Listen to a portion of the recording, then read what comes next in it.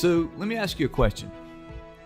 What is more important, IQ or EQ, which is emotional intelligence? In a relationship, think about your personal relationship. Is having the head knowledge more important, or EQ, that emotional intelligence, more important? What about in your business world? What's more important, having that head knowledge, that smarts, if you will, or EQ, that emotional intelligence? What do you think? It's really interesting that for years, the science of EQ was really not talked about or really given much validation, especially in the business world. It really is amazing to me how through the years, in some companies, that really still hasn't changed. They really base their who they are based on IQ, and they don't really pay a lot of attention to that EQ, which is why you would find most of those companies really struggling in today's world.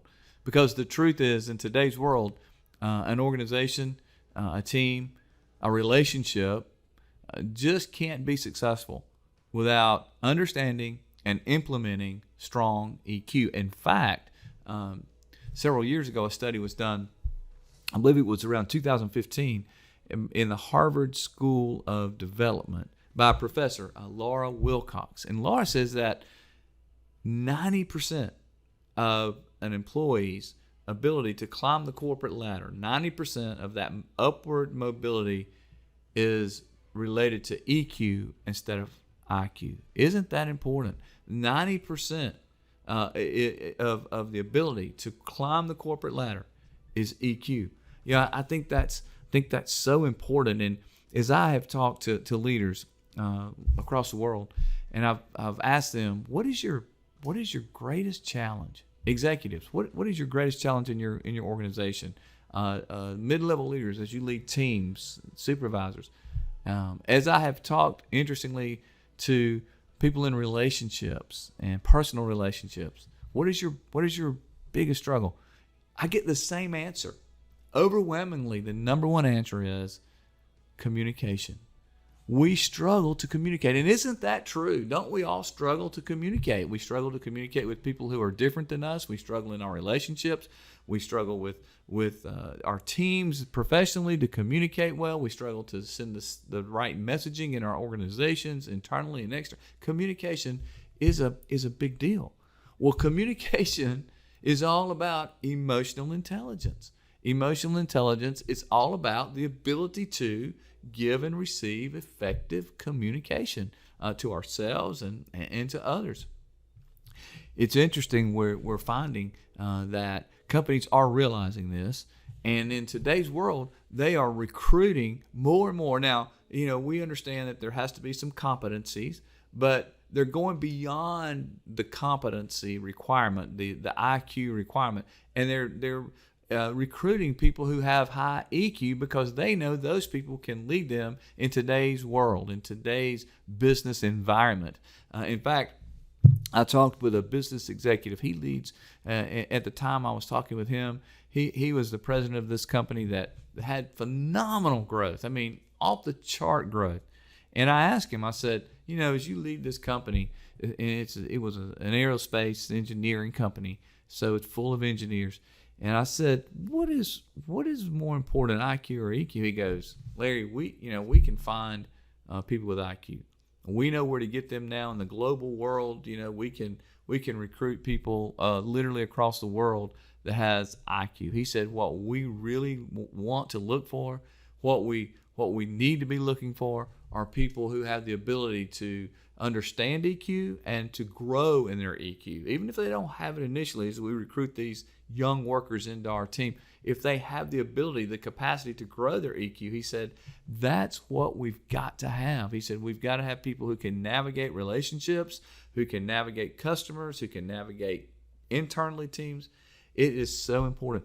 I think so many times in our personal lives, in our personal relationships, we drop that whole EQ thing. And EQ is about, what is that other person thinking in terms of who they are, and being connected with that, understanding what I'm thinking, that self-awareness, and then managing myself. It's about then understanding who they are and managing that relationship, getting to where they are instead of asking them to speak my language emotionally. I need to be speaking their language. I encourage you to do some work around that. If you're not familiar with EQ, there's just a plethora of information about it.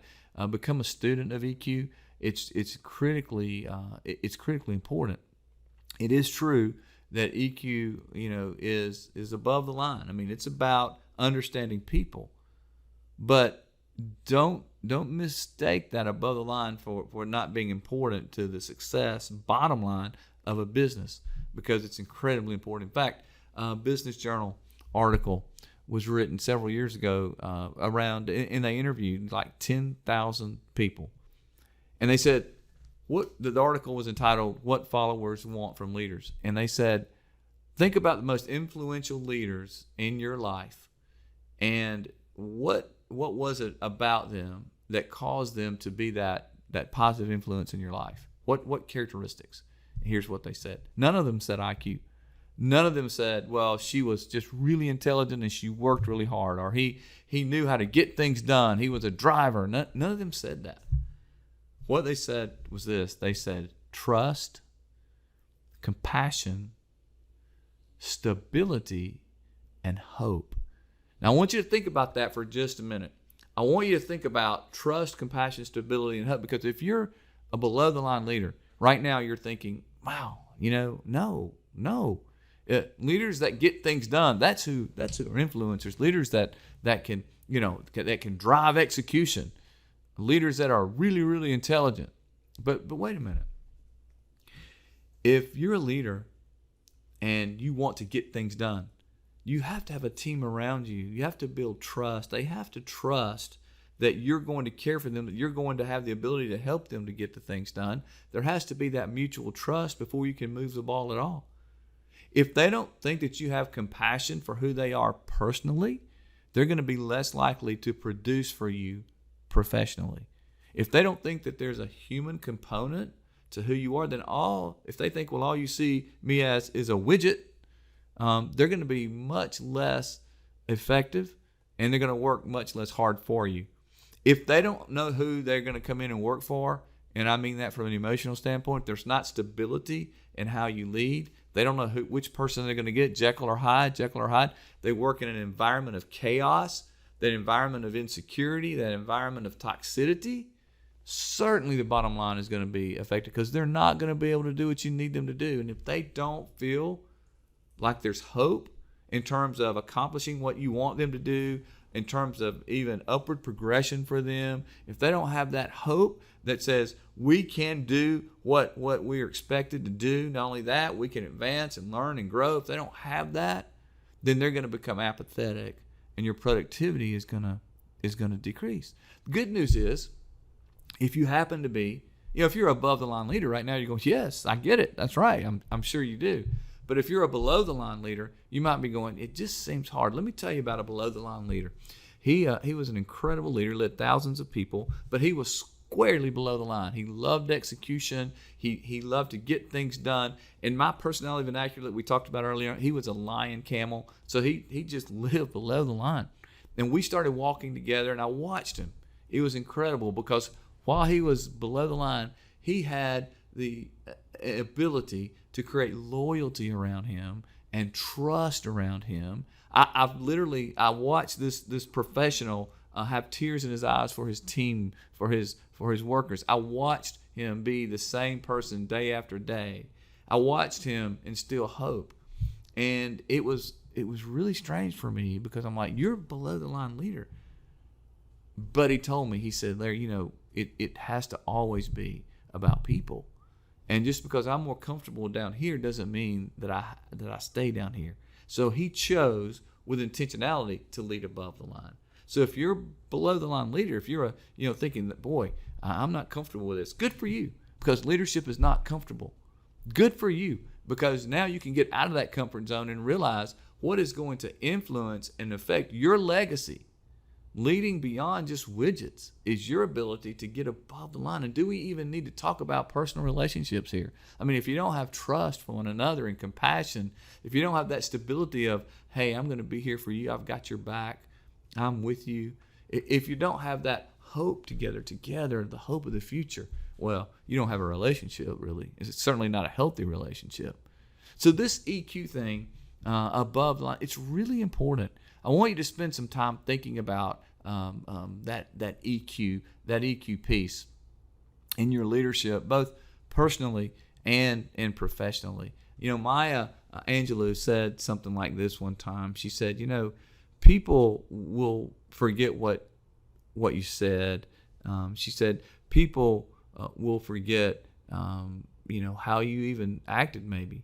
But she said, people will never forget how you make them feel. She said, they'll never forget how you made them feel. Here's my question to you. How are you using EQ to connect? How are you making the people that you care about and that you influence feel? It's an incredibly important part of leadership. IQ versus EQ. Both are incredibly important, but never underestimate EQ.